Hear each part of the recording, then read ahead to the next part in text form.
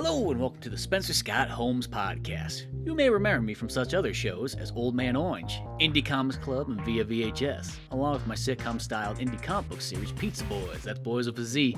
But on this new podcast here, I'll be talking one-on-one interviews with different creators in the multimedia world, having some good time laughs, talking shop, the tips and tricks of the trade, and behind-the-scenes stories.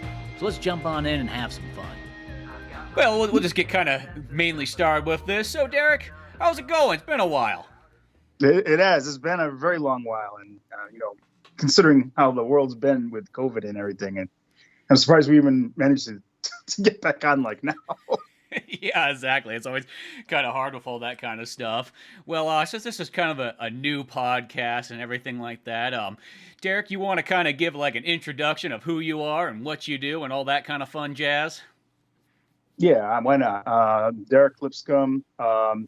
Most might know me from my indie comic book, The Maroon, which I've been working on since 2017. I'm currently at 18 issues with 3 trades, basically consolidating all of them. Other than that, father of 2, live in Southern California. Life is good. There you go. You just can't complain. Well, yeah, because literally, Nope. I think we pretty much started making comics around the same time. Because if I look at my Pizza Boyz like original copyright, it says 2016. So I know that that's kind of when I must have started the first issue. Granted, I had a script from back in high school for it and so on. There was always a pre-plan. You know how some things sometimes go and whatnot. But yeah, the whole time of doing indie comics and so on, me and Derek have just kind of gone back and forth, helping each other out, sharing, doing drawings for each other and whatnot.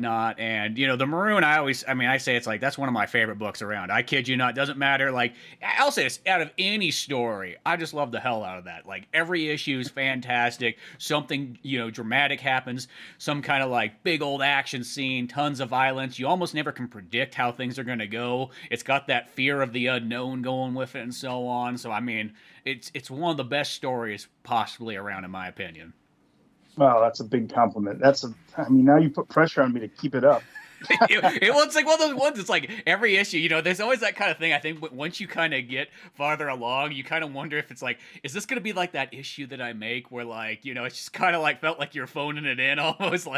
You know how sometimes you see with TV shows something that gets to some of those episodes be well, what was going on in that one? That had 3 jokes in 20 minutes. And it's funny. I thought I've done about 4 or 5 of those, and still people would respond really well to them. So I'm not going to complain. You know what I mean? If that's my low point with the book, then I'm okay with it. Yeah, it's one of those ones. But yeah, I think that's the thing. It's as long as you just still always have at least a couple moments that hold it together, it's it still works out. And granted, I think that's anything when you make kind of a book. You see certain things in there where you might be to yourself, you kind of notice that, and then it's Right. a lot of times the audience reading it, it's almost like they absorb it in a completely different way because they haven't stared at it Yeah. for the last 3 months straight. Oh man, that's your worst enemy as a creator is just working on even just a single issue for as long as it takes, and then when you finally got it done, and you're the only person that looks at it in disgust. Well, there is that weird point that this happens to me because with comedy and so on is a couple months into it, it's you've read it so much because of the script, you draw the penciling, then you ink it, and so on and so on and so on. So you've kind of seen it over and over, and there's this point where you're is this funny? I don't know anymore.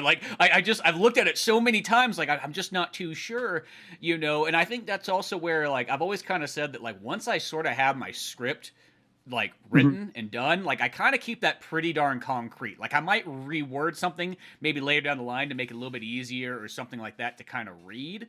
But beyond that, Right. though, I don't try to change it too much because you see some other guys where they'll get 2/3 into theirs and they go, oh, I got to rewrite it and so on like that. You know what I mean? And then it just sort of jacks up their production. And it's no. Once the script is done, the script is king. I'm guilty of all the above. I don't have a structured way of putting out scripts anymore. I used to. I was a lot more disciplined in the beginning, Mm-hmm. and then as things went on, I'm oh, this is the idea I have in my head, and then I'm I'm so excited to draw this action sequence. So I'm just gonna draw everything and then fill in the dialogue. You start going Marvel style with it, like. And for most cases, it works out pretty well. And thank God I have my friends Brian and his wife Rose. They kind of reel it back in sometimes for me. Like, you don't have to say this 3 times. You can say it just once. You get Mr. Exposition going on. Yeah. I definitely chew a lot of dialogue in some of my stuff where I could just kind of, because originally the character of the Maroon, he really was going to be almost like a Vampire Hunter D style character where he didn't say a whole lot, and you would know what's going on by the people he was surrounded by. And that didn't really last that long. I think he was like that maybe in the first issue. Yeah, like where he sort of just drifts on in somehow. Like, 'cause that's always how I feel about those type of characters. They sort of drift on into like scenarios, and then like everybody around him's kind of reacting and stuff. It's almost like, even though this is another way to describe it, it's kind of like Mel Gibson as Mad Max. He just kind of shows up, and like he has really nothing to do with any of these people, but at the end of the day, he kind of solves all their problems and then just leaves off. Or in the case of the Maroon, he kind of screws their life over more by being there. People die. It's like, it's almost like that. I think of like the very first issue. It's like, boy, those poor guys that he shows up to, like the boy and his son and whatnot. If he didn't show up that one day, I know, Dad would still be alive.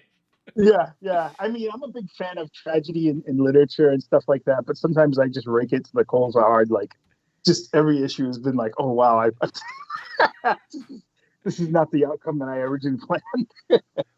Well, and that's always kind of the interesting thing, is kind of like when you're putting together a story and then it forms and turns into, kind of like you start with this idea and then you kind of get to a point where you're like, oh, well, I could kind of go there. Or what if I just do this one action here, and that brings into a completely different kind of take. And I think that's always kind of an interesting way kind of about it and so on. Yeah, and it's funny too, because like I said, and this is a lot to do with also the free form of why I don't stick to a structured script sometimes, is because as I'm putting things together, I do the choose your own adventure type of thought pattern. Like, well, what if instead of going this way, which would be the obvious thing to do, what if I go and do this instead? Or, what if I turn it on its head here? Or, do something unconventional that, we've come to be accustomed to as consumers of media. You expect like, oh, the kid's never going to die. They're not going to kill the kid in the movie. That would be just cruel. Mm-hmm. And then go, well, I got to kill the kid now. Just do things that subvert expectations. Yeah. And it pays off, Well, and I think that's one of the key things about the Maroon is when you kind of, a lot of the things that happen in it, you don't really see coming, or they'll go a different direction than you kind of expected. Like, it always kind of is keeping you on your toes as you're sort of reading it and so on. You're just waiting for it. And then there's some characters too where I just remember there's like some issues where I'm just sitting there going like, oh, this poor bastard, nothing good is going to come to it. I just know this is going to. There's just certain characters that's just like, every day is a bad day for them. It doesn't matter what they do. They're just one of those people that just is always going to run into trouble anywhere they go. Yep. I think the character Shorty is like one of those prime examples. I think that's the number one I was thinking of. Yeah. So again, I'm going to shout out to my friend Brian Coles, because he was the one that wrote issue 4. He's the only other person that's written an issue for the series. And his wife has kind of done a lot of co-writing with me and stuff like that. But I gave him that one because after I did issue 3, because issue 3 kind of, the first 3 issues, just to kind of backtrack a little, feel like this is the proper introduction of the series. The first issue basically solidifies that this is a violent, mature story, and it has supernatural elements and historical elements. And then the second one is like, and there might be some gratuitous sex. And then the third one is like, okay, it's going to get real gratuitous and real gore. So that's where I cemented all of that. I had to kind of take a breather from that, and I was like, I don't know how to. I know what I want the 4th issue to accomplish, but I was just at a point where I had gone nonstop, like I always do, and I had told Brian, hey, do you mind if you write kind of like a filler issue to kind of help me get on track? And so he wrote that one, and he created the character of Shorty, and he left me. He left me with Shorty alive in the custody of the Maroon and Matilda, which I was kind of like, okay, now what am I going to do with this guy?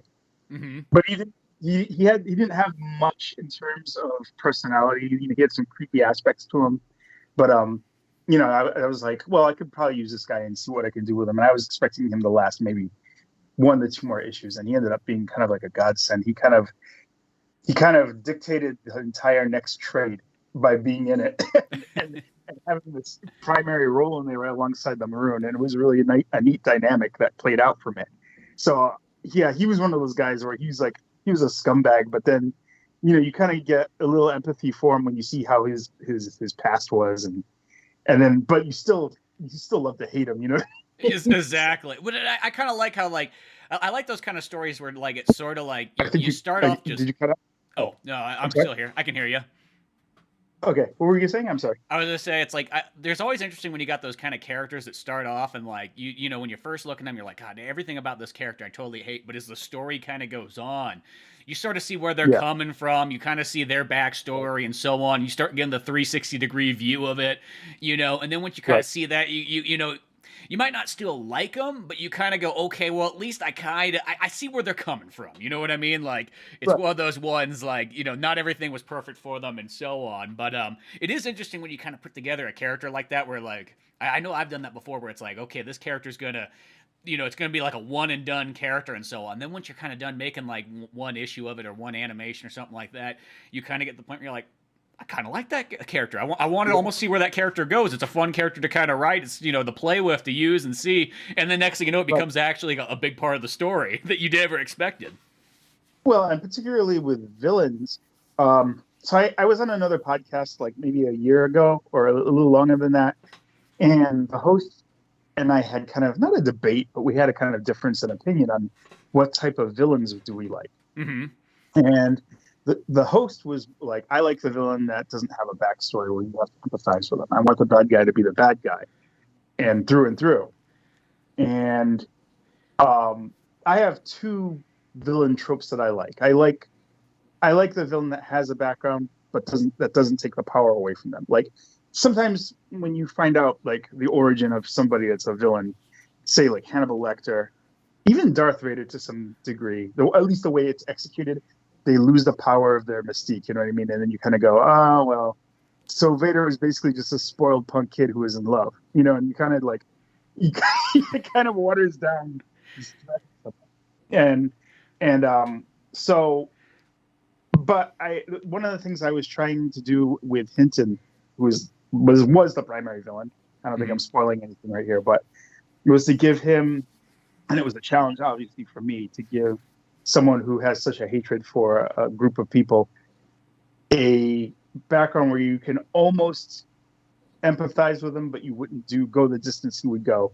And that was the thing I was trying to do. I was trying to give this guy a backstory where you can kind of see where he went wrong, but still manage to hit his guts, so he could still be a villain, and not take away any of his power. You know what I mean? And so, I don't know how successful it was, but I feel pretty content with his backstory and everything and how it played out. So.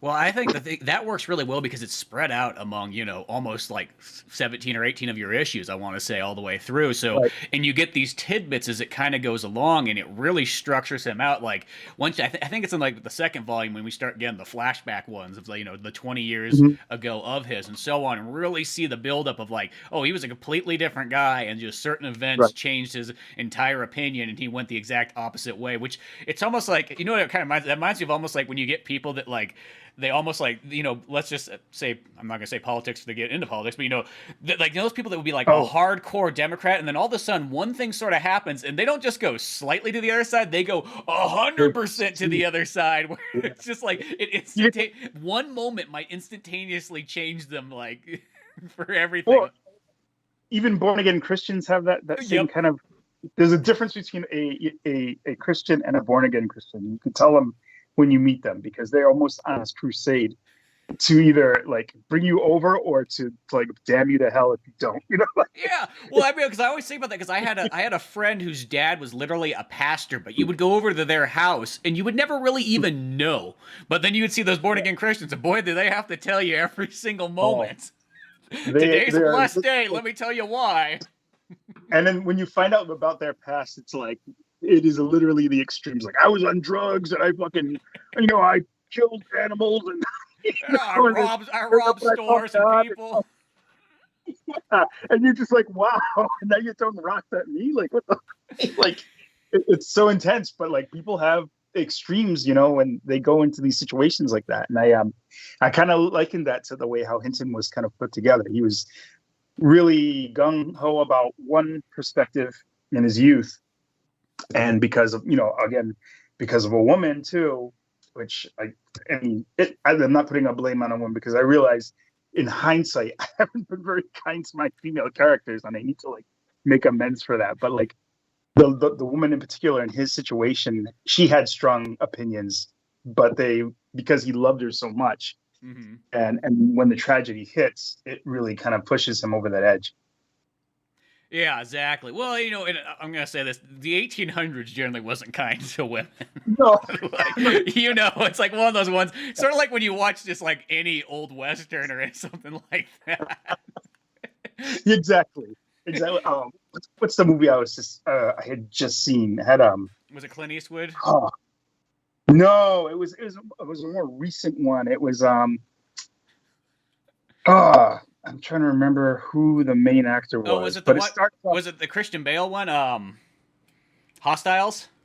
Yes. Because that movie, when I saw that movie, I remember I was like, oh, I'm like, this is like the same. This almost has like a similar kind of theme take that pretty much the Maroon kind of has, because it has that feeling that I always say that like, no matter where you sort of are, like in the Old West time period, if there's nobody else around, that's not a good thing.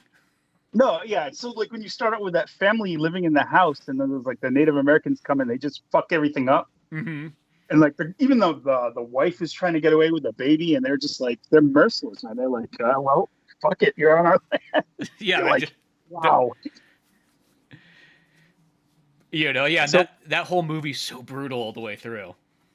It is, and it definitely is along the lines of what I try to convey in the book. I mean, I don't want to. I've seen a lot of comics that take place in the Old West and stuff, and a lot of them play it really like, they want to keep it very general audiences and stuff like that. But there's a certain aspect of it where you go, I don't think things would have played out quite so safe if this was real. And I try to bring the kind of that sensibility to it, because I mean, there was no social media back then. There was nobody was watching everybody. You know what I mean? Like, you didn't have news crews. You didn't have. Mm-hmm. You didn't even have a police force set up yet. So like these people you would run into out into the wilderness, these trackers, these bounty hunters, or any opportunists, you don't know what they got away with, but they got away with a lot of stuff, because nobody would know. And a lot of it was one person's word against another. So I know a lot of women probably had a hard time in that time period if they weren't like at home protected by their husbands and stuff like that. And that's a terrible thought when you're writing these things and you think about it, like, oh God, like you shouldn't be in the woods. But it is true. It's just, I feel like the Old West was definitely a time of just like very like almost like pirate like people just all around, and opportunists taking advantage of others because they know nobody's watching them. Everything's so spread out in those days. So even if there is any form of police and sheriffs and marshals and so on, once again, they're spread so thin too, and I think that's what makes the Old West a scary time period. But you don't see scary in too many movies and too many stories of the Old West. But I feel like it really was like, it was like one of those ones where you felt like you were always looking over your shoulder at that time period. Yeah, like the ugliness of humanity, like you like in The Remnant, the way Tom Hardy's character is such a shitbag in that movie, and he like murders his son and stuff like that, and you're just like, dude, like, there was nobody there to protect him at that point. Like nothing, no one could have done anything. His dad was like shredded up by the bear. He's not going to move, but he did. Yeah, exactly. Just left for dead and everything. Oh, yeah. Kind of going into those villains again. This is like an example I always kind of use of sometimes, because I like the mixed match of different villains. Like, I feel like, you can have the villains that you almost see the 360-degree view of them, and you kind of get where they're coming from and so on. Then you also have the ones that, like, they're called villains, but really at the end of the day, they're just, one person's terrorist is another person's freedom fighter kind of style. Like, You brought this up, Magneto back, that's always kind of one of those ones. But I do say, like, there's that third kind of villain, which I always call as like the pure evil villain. Like, they have nothing about them is good. And I think like nature.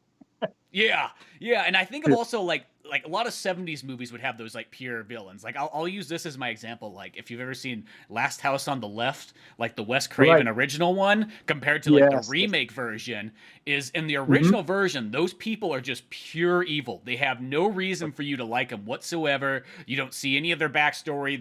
They're just just devised of that. Where in the remake, they kind of give them kind of a reason like why they're doing it. I mean, you're not really on their side, but you're like, well, they kind of got.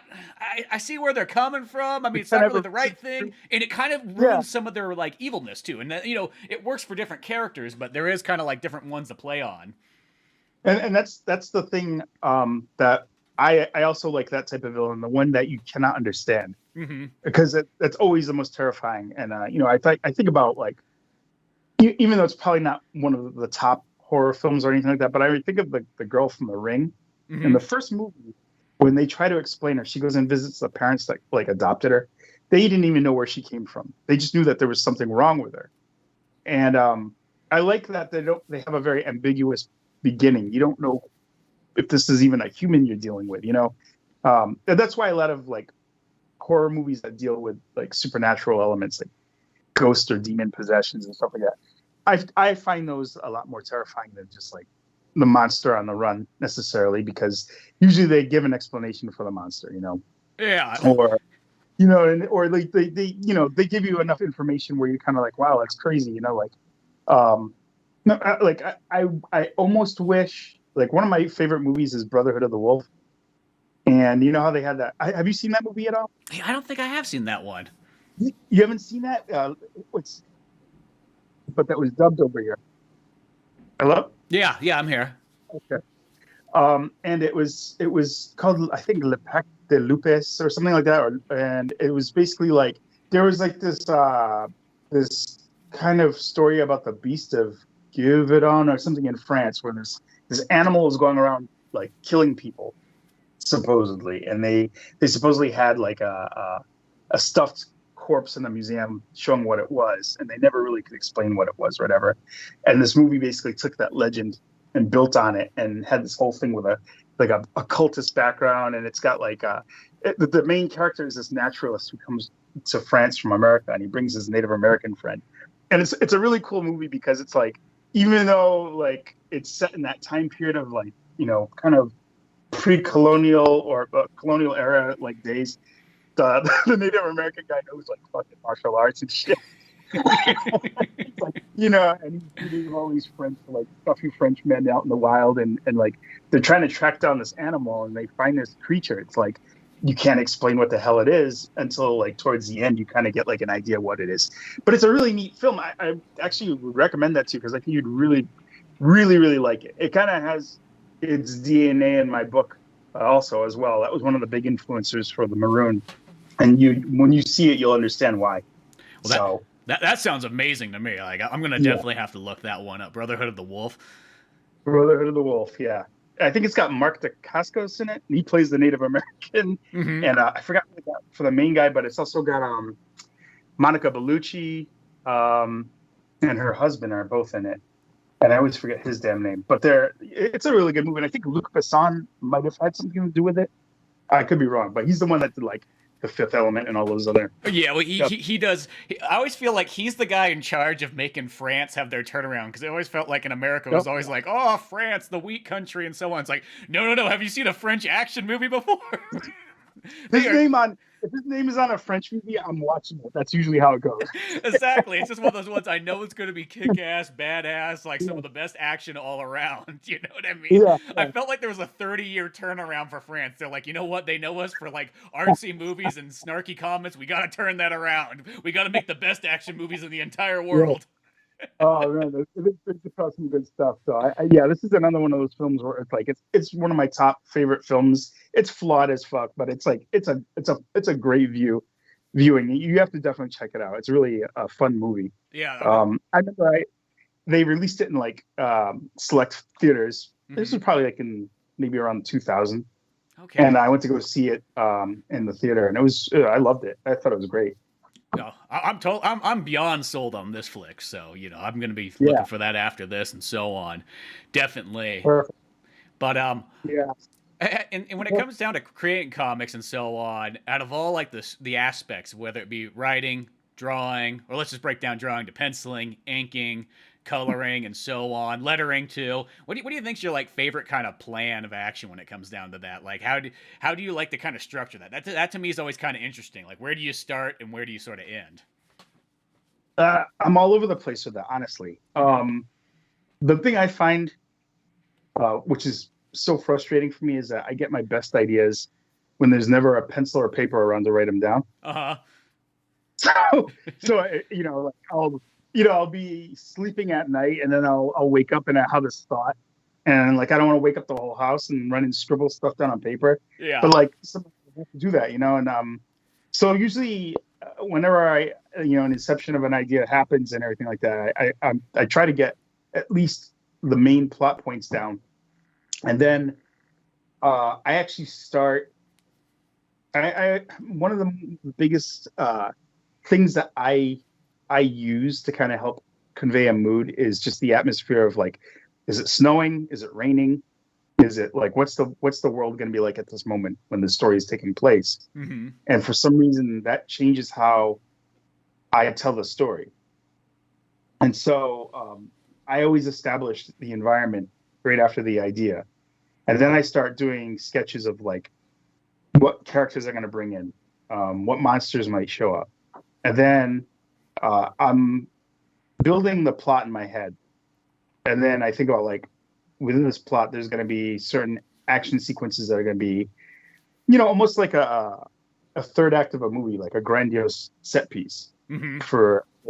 And so then I actually start choreographing that by scribbling these ideas down on paper really, really fast, because I can't wait to actually get down and actually draw it, which is what I end up doing when I start scribbling these things down. They end up becoming part of the book after a while because I get too detailed in them, and I just end up importing them in. So I guess, yeah, it just depends. Like, it really depends on what hits me first. Like, is it, what's something what catches my mind and I dwell on it for longer than a minute. I'm going to be like, okay, I have something here. Like for the next story arc, my brother had introduced me to this old, I'd been in the first American vampire novel, just called The Vampire. Mm-hmm. It was about this vampire in Haiti who basically gets revenge because he was a slave, and he gets revenge on his master's family by like, well, he pretends to die and he comes back later as an adult. I don't know why a vampire would grow in the first place, but I guess he wasn't a vampire yet, but he comes back as one.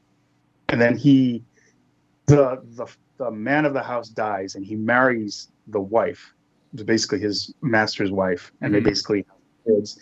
And then like he resurrects like all these dead people, and then he has like this grand plan that he's gonna like take all these vampires, and go somewhere and like reclaim some land. It's like a really long drawn out like synopsis, but like the idea of just having like this American vampire was kind of like, I wouldn't mind trying to like bring some of that element into it. And then the best part about it is that they don't know who the author of this story is. So I'm like, is this public domain? Like, well, yeah, because I was wondering what year this might have been too, because you said early on, so it's like, oh man, is this like 1800s, like this story and so? Yeah. I believe it's like 1800s. I could be wrong, but there's no there's a pen name, I think, for the author, and there's people who think they know who wrote it, but like, if it's not a for sure thing, does that make it like free, like up for grabs? You can take this character and use them in your own, So I'm wondering, like, I'm trying to look into seeing if that's something I can do, because I'm really intrigued by the character, but it's also a new element too to bring into, because I haven't really brought vampires into the world of the Maroon, so that would be a neat thing to do too as well. But I'm not really sure right now. This is the first time I've kind of hit like a little bit of a mental block with the story. Yeah. So I'm sorting through my options and seeing where I want to take this next. I know where I want it to end, as always. As everyone should always know how you want your story to end, but it's just kind of making your way to that end point and keeping it interesting and such. That's the toughest part. Oh yeah, I definitely guarantee. I think having the end is very important, because I've wrote stories before where you don't have an exact ending, and that is always the most challenging part once you get about like 3/4 into it. Is then you kind of go, oh great, now you know you. How do I wrap it up? Yeah. Yeah, well, because it's like I remember just like back in the day, you don't really have any rhyme or reason of like how to like do stuff. When you first kind of get into writing and all that kind of stuff. So you're just kind of going with it. You're doing it kind of like, I always feel like kind of punk rock style where I got emotions, man. I got story. I'm going to do it. But like sometimes I feel in the long run that might work like once. And then because I know some people will do that and they get like that. Oh man, that worked out. I guess I know what I'm doing. And then they'll do like 2 or 3 and then be like, oh, I guess you can't do that style every single time.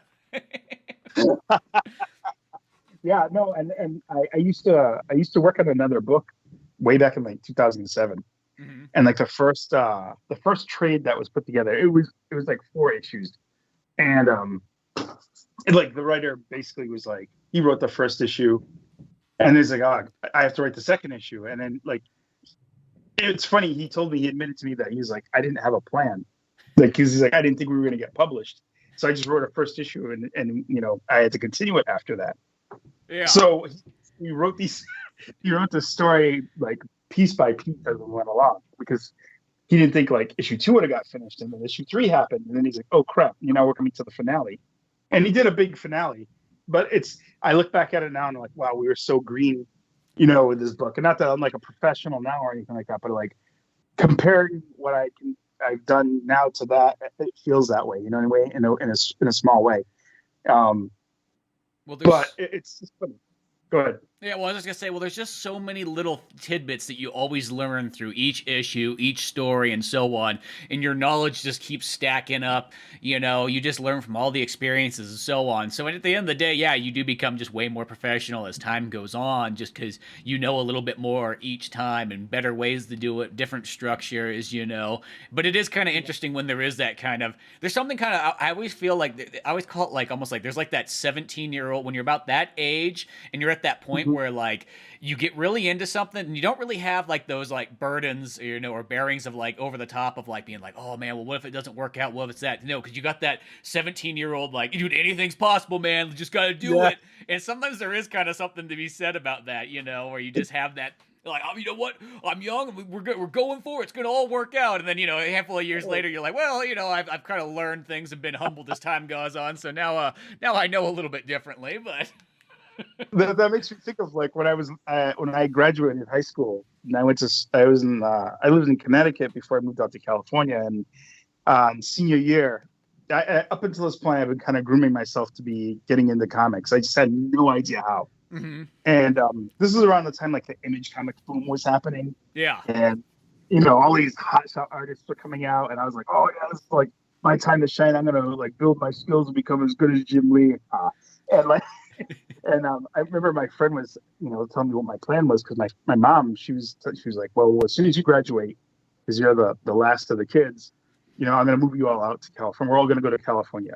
And I was like, California? Like, what am I supposed to do there? Like, all the comics are here in New York City. That's where you go and, yeah. Your toes, And so she was like, no, too bad, So she packed up her little hatchback and we drove across country, and we wound up in Southern California. And like when I got here, I didn't realize that like Rob Liefeld and all of them, a lot of the Image Comics guys were based right there in Anaheim, where we had happened to move.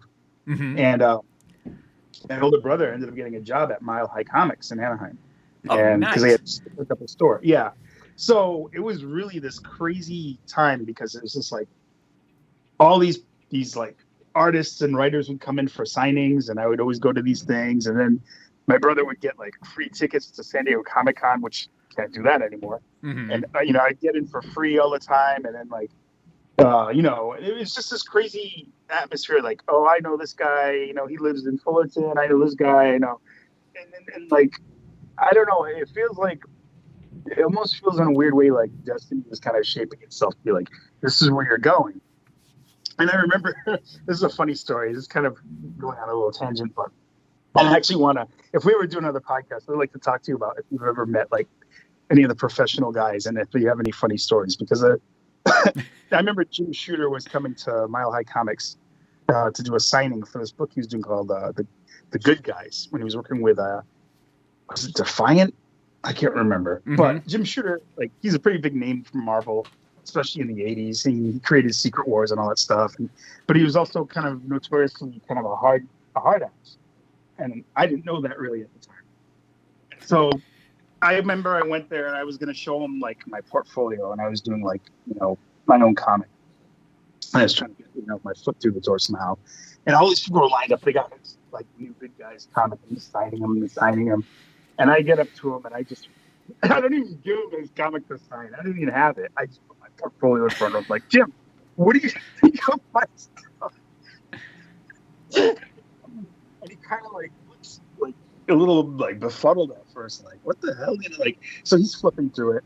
And as he's flipping through it, I remember suddenly all the stories of like how he's such a really hard note at Marvel. And then I started, God, I'm shitting my pants all of a sudden. Let's do this. And so he goes through it, and I think he didn't say anything necessarily bad to me. He said, your storytelling is really good. He's like, you just need to work on perspective, and you need to, just tighten up your stuff a little bit, but keep up the good work. And I freaking walked away from that shit. Like, I almost like I was in a firing squad, but missed every bullet. It's like, you gotta do life. So, but I have a bunch of stories like where I have like these kind of interactions with like people in the industry, and it's like, I don't know how the hell I'm still like trying to make a comic book, because I was either really ballsy or it's just stupid. And I'm gonna go with the latter. Well, that was almost like a good one to walk away with, because that was just like, hey, you're on the right track. Just work even more on tightening it up. Like, that's almost like the perfect kind of like somewhat of a motivational speech. It's not just like, you're terrible, like, give it up now, like not one of those ones. I like in that situation to like the scene in the Last Crusade where like Indy runs into Hitler. He has the notebook.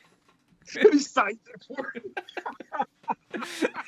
It was like, that's how it felt. I was like, oh shit. Well, I do think with so many of those things, when it comes down to it, it's that one where it's like, like you kind of question when you go to ask somebody, either to look at something or for something or what have you. And, and really at the end of the day, like, what's the worst thing they're going to say? No. You know what I mean? And if no is really the worst thing, that's not bad at all. No, exactly.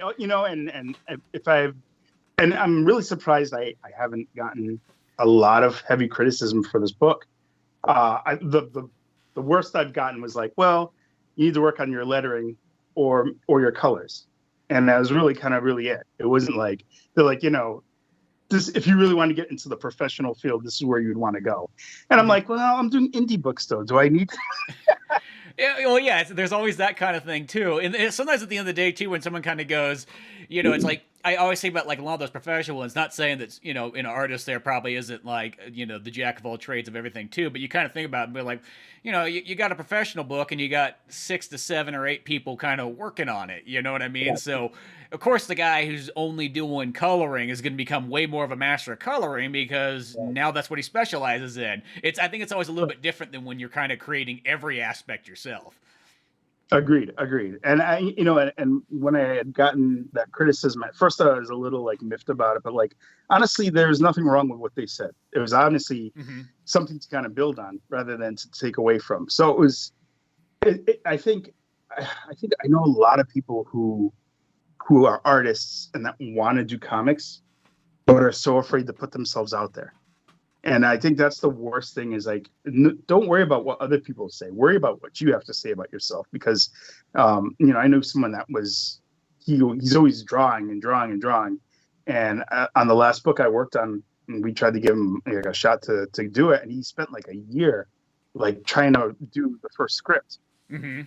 And I told this guy, like, you can't do that. I mean, I know we're not a big company or anything like that, but like, if you wanted to get into a big company, you can't spend a year on a script. You got to get that shit out less than a month, and their biggest fear was putting themselves out there and hearing the criticism that was going to come with it. And I'm like, wait, but you need to hear it, Yeah, there's going to be people who are just going to be like, they're going to criticize for the sake of being an idiot, but then there's going to be those who really want you to do better, and they're going to tell you.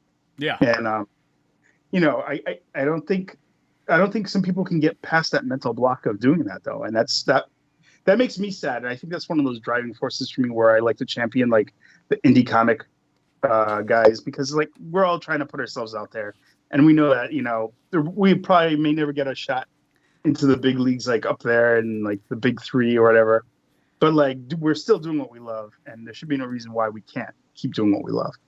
Yeah, exactly. And it's like I've seen that a lot throughout time. Like it doesn't matter if it's comic books, movies, storytelling, what have you. But there's those people I always call them like they're like perfectionists, and everything's got to be perfect. It's got to be perfect. And it's something that I've kind of learned is that it's never going to be perfect. I have this rule. I call it the 90% rule. It just has to be 90% good. And once it's 90% good, move on, because you're better off having more stuff and continuing on, and skill will develop as time goes on. It's a slow process, and it gets there as time goes on. But wouldn't you rather, in a year, have a handful of issues under your belt than trying to make this one issue really good? And this is also the example I always use of like, this is why you don't want to be the perfectionist type person and so on. But this is my always go-to example is that when I think of like Axl Rose, when he had that Guns N' Roses Chinese Democracy album, and it started in like 96 and it didn't come out till like 2008 because it was never good. It was never good. So he kept throwing money into it, re-recording, getting different guitar players and all this kind of stuff. And when it came out, here's the thing. It's not a bad album. It's good, but it's not like, hey, it's 12 years in the making, amazing. No, it felt like this should have came out in like 1997 and you should have released 8 other albums since then. Do you think if the album, what you've heard from it, because I haven't heard it, but I've always heard the story about it. Do you think if had it come out when it was supposed to, it would have been a bigger hit? I think so, and I think it would have worked, and then you would have had more and then at the end of the day, you would have had, more albums to trickle down afterwards. Right. And who knows what other hits you might have come up with, because now instead of just having like 11 or 12 songs or whatever's on that album, now you would have 48 new songs in the last like 20 years in a sense. And that was exactly the same case with that guy when we gave him a script to work off of. He worked on the pages and they said, I don't like the way it's coming out, so I'm going to do them all over again. And it was always that same speech whenever we would meet up to see how progress is doing. And it literally became almost like a year before he produced something. And it was like, you just have to do it. If anyone that's listening, if you're like, considering getting into this kind of field or any field in the arts, is that you have to be content at least with what you're doing. You can't be, nobody's going to come out Jim Lee. Yeah. I mean, Lee even had to start somewhere. Maybe some artists have a lot more intuitive skill than some of the rest of us, but like, and that gives them a little bit of an edge, but that's fine. You know what I mean? Like some people are really built for doing it, but that doesn't mean it should stop you from doing it. You can look at a lot of professional artists out there that have a stylized way of drawing things, and like Mike Mignola is a great artist, but his art doesn't look like Jim Lee's. It's actually more simple, but it's really nice. You can craft your shortcomings into a style if you choose to as well. And that's the way I feel. I feel like if you have difficulty in certain areas where it's just not working out, try to bend it to your will, and make it something of yours, and make it distinct. So you're not going to be lumped in with a bunch of clones out there that are doing their stuff. And that's kind of the trouble with being in the big three, is that they have standards that they set up. You got to draw things the Marvel way. You got to draw things like this, where I want it to look like this. But you are an artist that if you're going to do comics and you want to do your own comic, do it the way you want to do it. And, if people don't like it, then that's fine. You're not going to please everybody, but at least you're doing it. You kind of have to be selfish. You have to be self-serving and say, I'm doing this for me. No, I think that's definitely true. It's that weird thing where like it always makes you sound like you're kind of full of yourself, but you do need to be like, it's me first in a sense of what do I want to see? What do I want to read? And that should be the driving force, because once you put that out there, you're going to find other people want to see the same thing that you do, the things that don't just appear in every book, that don't appear in every story out there and so on. And I mean, even with comic books, I think one of the nicest things about it, and this actually even goes with like animation as well too, is that a lot of times like the best art doesn't always make the most captivating book anyways. Because I think of some books that like, it's not to put them down, but like they got kind of funky art, but I like the funky art. I like that Yeah, like the lines aren't perfect and the proportions aren't right, but it looks different. Because there's yeah, sometimes with some of the Marvel and DC books, like I always kind of feel like they're not like the big books, but they're kind of like the secondary books that they sort of have, and they always yeah, I always call them kind of the generic comic book art, like. It's yeah, everything about it. It's fine. It's in perfect proportions. Perspectives are all there. It's all dialed in, but it's just kind of bland, and it's just not it is. interesting, and it's just there's something missing, and that's the only thing that always kind of bums me out in those kind of stories is I almost just wish that like can't you just let a little bit more creativity kind of go in them? And I know what they want. They want to kind of look like, if somebody goes to the store, they can just pick up a book and like the characters already look what it is. They're not going to have like, pick up one of those books and go, oh, what is going on with Green Lantern in this one? Why does he just have like a ginormous fist and so on like that? And like he's exploding out of the page, but maybe that's like, maybe also by having some of those, like the generic comic book arts, which once again, they're good, but they just kind of feel like they came out of a factory. It makes the other one stand out more. Yeah, yeah, absolutely. And I think like you need to have more variety in terms of how visual comics are. Anyway, I think like you think about when Comic Central was around and all the different styles of art. Like I think about Stroper and how they used the it was almost like a letterbox format. Yeah. That was a really neat and innovative way. Like don't just think in terms of how well you draw, but how well you present your artwork, how you frame it and everything. And I think that's really important because you can get noticed for other things too and still be attributed to your style. And, I really wish that there was a better platform for indie artists to show their stuff off because I feel like there's so many more like Poyo Man and, and Stroper and the Pale and stuff. There's so many more books like that we don't even know about. Yeah, there's so many great ones out there that just have unique stories, different art.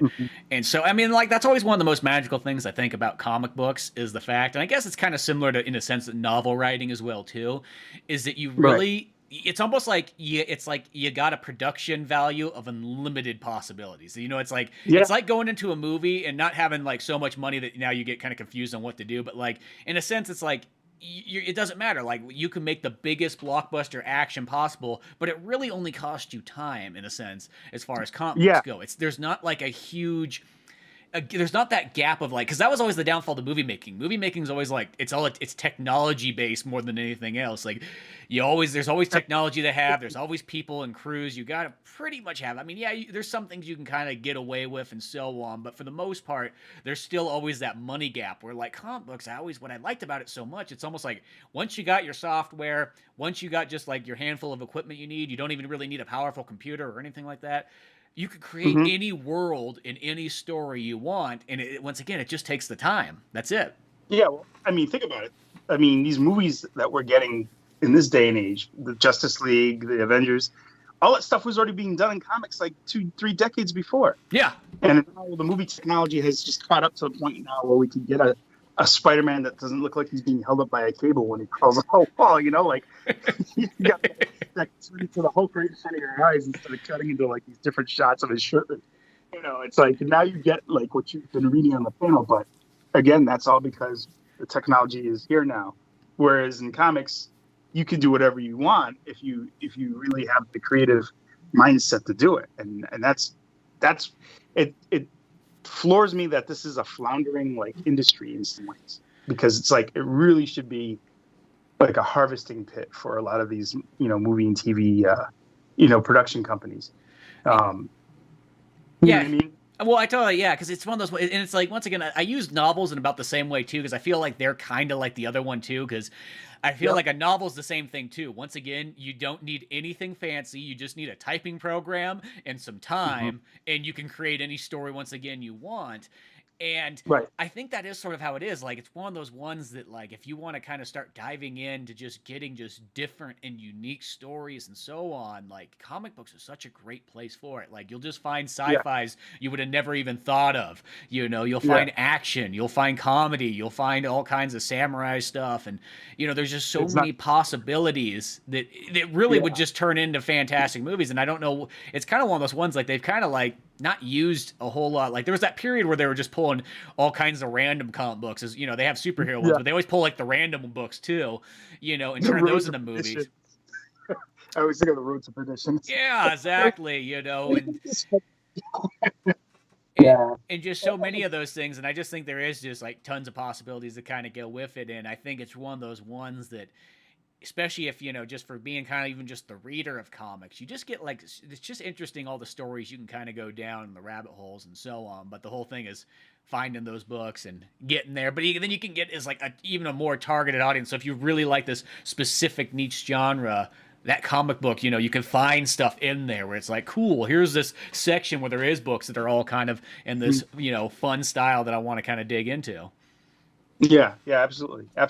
It's such a great big sandbox to play in. And it's like I almost wish I had nothing else to do in the world but do comics sometimes, because it's like I have a lot of ideas that I wish I could get on paper and out there, and it's just a lot of work to do solo and stuff like that. So, you know, you just gotta pick your you know, your most interesting nugget and just kind of feed off of that, you know.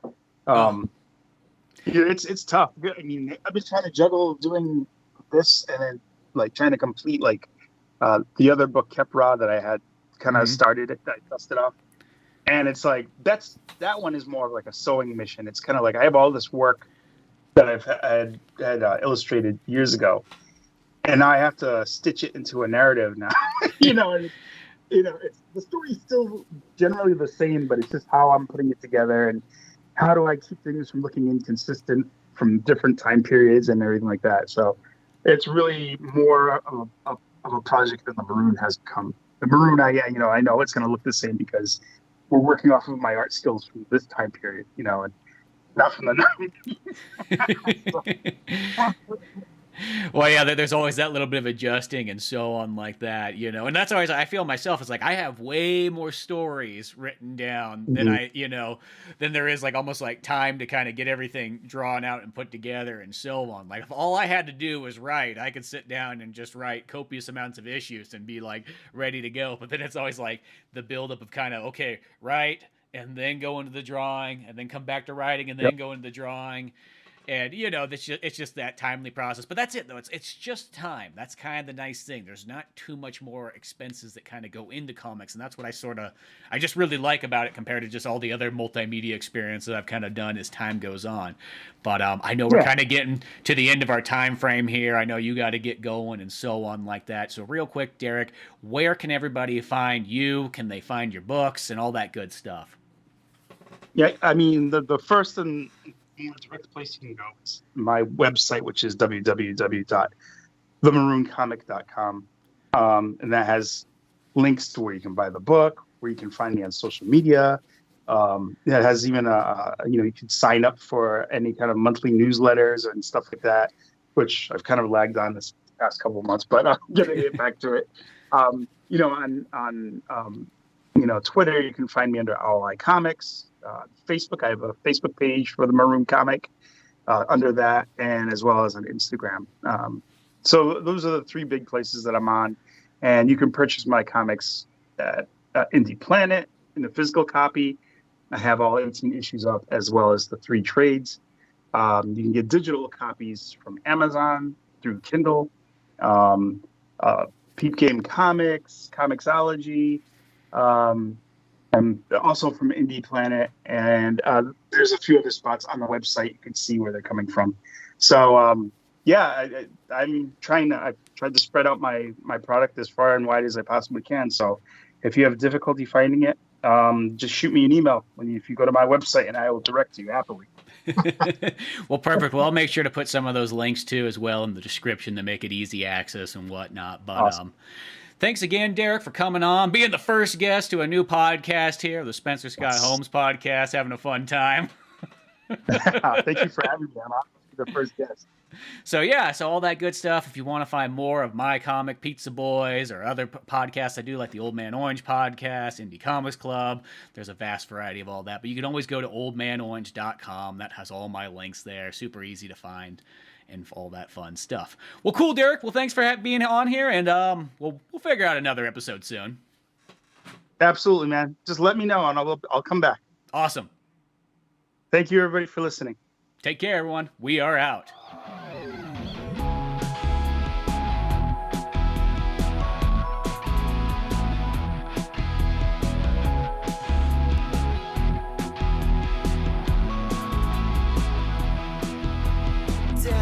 a beanie was a right-wing man. He had a finger on the trigger of a babbling